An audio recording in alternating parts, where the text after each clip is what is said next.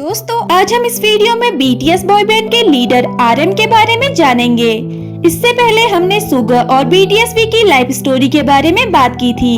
अगर अभी तक आपने वो वीडियोस नहीं देखी है तो उस वीडियो की लिंक डिस्क्रिप्शन में मिल जाएगी, आप वहां से वो वीडियोस देख सकते हैं। लेकिन वीडियो में आगे बढ़ने से पहले अगर अभी तक आपने हमारे चैनल को सब्सक्राइब नहीं किया है तो जल्दी से हमारे चैनल को सब्सक्राइब कर दीजिए। मैं इस चैनल पे बीटीएस से रिलेटेड वीडियोस अपलोड करती हूँ, इसीलिए नीचे दिए गए बेल आइकन को भी जरूर से प्रेस कर देना ताकि जब भी मैं वीडियोस अपलोड करूँ सबसे पहले आप तक नोटिफिकेशन पहुँच जाए। तो चलिए दोस्तों वीडियो को स्टार्ट करते हैं। आरएम का असली नाम किम नामजून है और उनका स्टेज नेम आरएम है जिसका फुल फॉर्म रैप मॉन्स्टर है। लेकिन ये काफी कम लोग जानते हैं कि कुछ समय पहले उन्होंने रैप मॉन्स्टर से अपना नाम चेंज करके रियल मी रख लिया है। आरएम का जन्म 12 सितंबर 1994 में साउथ कोरिया में हुआ था। आरएम की फैमिली में उनके पेरेंट्स को छोड़कर उनकी एक छोटी बहन भी है। आरएम को बचपन से ही म्यूजिक में काफी इंटरेस्ट था। आरएम पढ़ाई में भी काफी अच्छे थे, इसीलिए उनके पेरेंट्स चाहते थे कि वो एक बिजनेसमैन बने।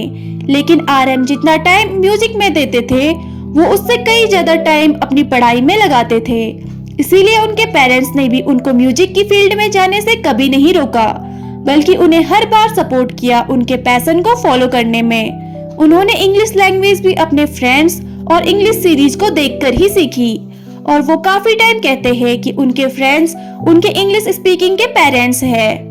ये तो हम सभी को पता ही है कि वो 148 IQ वाले इंसान हैं, लेकिन इतना टैलेंट होना भी इस दुनिया के लिए इनफ नहीं था।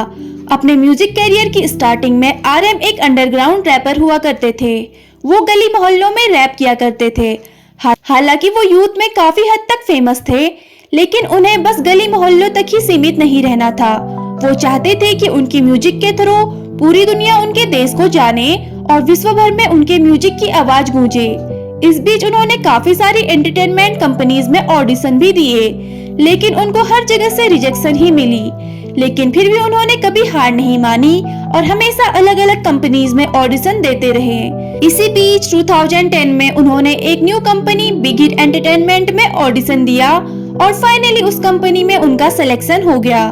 लेकिन स्ट्रगल यहीं पर आकर खत्म नहीं हुआ, बल्कि उससे भी बड़ी चुनौतियां उनका पहले से ही वेट कर रही थी। 16 साल का बच्चा जिसकी उस समय स्कूल जाने और खेलने कूदने की उम्र थी, उनके सर पर खुद को संभालने के साथ साथ और लोगों की जिम्मेदारियां भी डाल दी गई। उन्हें 8 लोगों के ग्रुप का लीडर बना दिया गया, जिसमें वो लीडर होने के साथ मेन सॉन्ग राइटर, रैपर और प्रोड्यूसर भी थे। बस इतना ही नहीं, दिन भर ट्रेनिंग और डांस की प्रैक्टिस करने के बाद जब भी उनको टाइम मिलता था वो सॉन्ग राइटिंग करते थे और रात भर जागकर अपने म्यूजिक की लिरिक्स की प्रैक्टिस करते थे। 2-3 साल तक ये सिलसिला चलते रहा। उसके बाद 2013 में उन 7 बॉयज के बैंड का बांगटान सुन्योंगडान यानी कि बीटीएस नाम से डेब्यू हुआ। इसके बाद आरएम को लगने लगा उनके लाइफ में जो भी दुख के बादल थे वो हट चुके हैं और अब उनके लाइफ में खुशी की धूप खिलेगी। लेकिन वो कहते हैं ना, समय का पहिया हमेशा चलते रहता है और अपने साथ कभी अच्छे दिन तो कभी बुरे दिन लेकर आता है। बिल्कुल वैसे ही आरएम के साथ हुआ जब उनको उनके लुक्स को लेकर काफी ज्यादा ट्रोल किया गया। उन्हें ये कहकर ट्रोल किया जाता था कि ऐसा अगली इंसान कैसे एक आइडल बन सकता है, और उनके सॉन्ग्स के लिरिक्स को लेकर भी तरह तरह की बातें होने लगी। कोई कहता था कि इनके लिरिक्स अच्छे नहीं होते और कोई कहता था कि इनके रैप को हम रैप ही नहीं मानते, क्योंकि वो सभी कमेंट्स इंग्लिश में होते थे। और जैसे कि आप सभी जानते हैं कि बीटीएस के अदर मेंबर्स को उस समय इंग्लिश नहीं आती थी, इसीलिए आरएम जब उनके सामने वो कमेंट्स पढ़ते थे तो वो कहते थे कि ये सभी लोग हमें बहुत ज्यादा पसंद कर रहे हैं और हमारे लिए सभी कमेंट्स में चेयर अप कर रहे हैं, इसीलिए हमें और भी ज्यादा मेहनत करके इससे भी बेहतर करने की कोशिश करनी चाहिए। लेकिन जब वो अकेले में होते थे तो वो काफी ज्यादा स्ट्रेस्ड रहते थे और ये सोचते रहते थे कि कैसे इससे बेहतर किया जाए कि लोग उन्हें हेट देना बंद कर दे।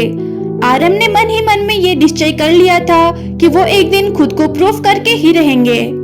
लेकिन जिंदगी हर मोड़ पे उनकी परीक्षा लेती रही। इतनी मेहनत और संघर्ष के बावजूद भी 2015 में एक ऐसा पड़ाव आया जहां बीटीएस बॉय बैंड डिसबैंड होने के कगार में था। जहां सभी मेंबर्स टूट गए थे और इस बैंड को छोड़ने की बात कर रहे थे। वहीं आरएम ने सभी मेंबर्स को जोड़े रखा और उन्हें बहुत ज्यादा मोटिवेट किया और कहा कि हम इस बार दोबारा मेहनत करेंगे और खुद को प्रूव करके ही दिखाएंगे। इसके बाद सभी मेंबर्स ने आरएम की बात को सुनकर 2 गुना मेहनत करने की ठानी और उन्होंने ये करके भी दिखाया और उनकी ये मेहनत रंग लाई और उसी साल 2015 में उन्हें उनके सॉन्ग आई नीड यू के लिए पहली बार KBS म्यूजिक अवार्ड मिला और बस यही अवार्ड था जिसने उन्हें डिसबैंड होने से बचाया। ये उनकी लाइफ का सबसे बड़ा टर्निंग पॉइंट साबित हुआ। आरएम ने हमेशा से ही अपने बारे में ना सोचकर अपने ग्रुप के बारे में सोचा। एक बार आरएम के साथ बिग हिट के CEO बैंक पीडी ने एक प्रैंक किया और कहा, तुम सोलो सिंगर बनना चाहते हो या तो हमेशा ही ग्रुप में रहना चाहते हो।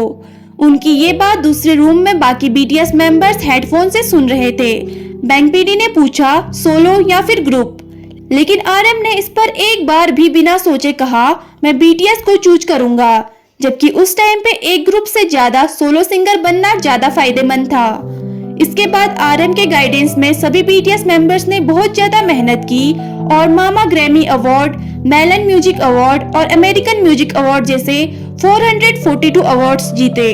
आरएम ने आज तक टोटल 225 से भी ज्यादा सॉन्ग्स लिखे हैं और उन्होंने ये प्रूव किया है कि उनके सॉन्ग्स के लिरिक्स कोरिया में ही नहीं बल्कि पूरे वर्ल्ड में नंबर 1 हैं। उनके लुक्स के बारे में लोगों ने ऐसी बातें की कि आज तक भी आरएम सेल्फ डाउट में रहते हैं। वो खुद को कभी भी हैंडसम नहीं मानते और लोगों के सामने अभी भी खुद को अगली ही बुलाते हैं, जबकि आरएम सिर्फ फेस से ही नहीं बल्कि दिल से भी बहुत ज्यादा सुंदर है और आरएम एक बहुत अच्छे लीडर है। आरएम ने हमेशा ही अपनी आर्मी को सिखाया है कि अगर आप खुद से प्यार करोगे तो आपके साथ हमेशा ही अच्छा होगा। तो दोस्तों, आपको आरएम की ये लाइफ स्टोरी अच्छी लगी हो तो वीडियो को लाइक करके कमेंट में मुझे जरूर से बताना।